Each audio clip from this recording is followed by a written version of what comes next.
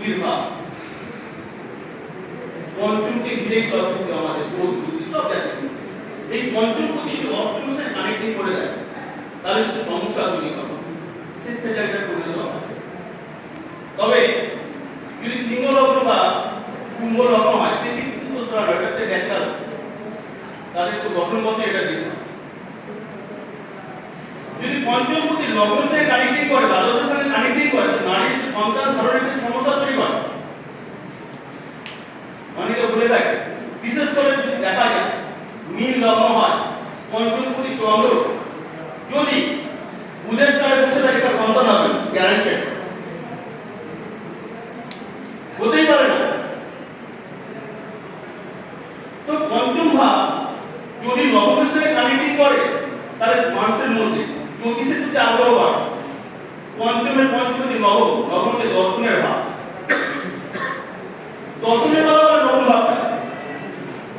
পঞ্চম ভাব অনেকে বিজ্ঞানের বাবা হয়, কারণ এতে যুক্তি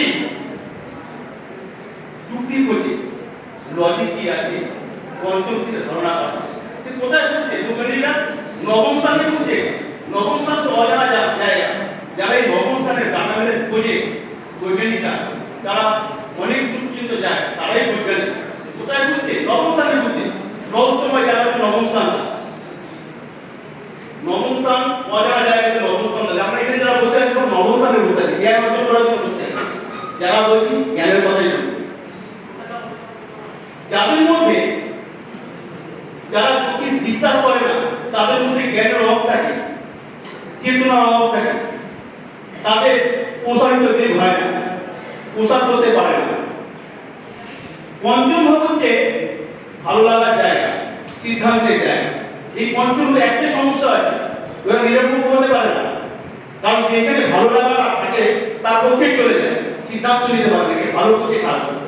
যেখানে ভালো লাগছে সেখানেই বুঝে যাচ্ছে। নমস্কার, আর বেশি বললাম না, এটি বলে আমার মন্তব্য শেষ করব।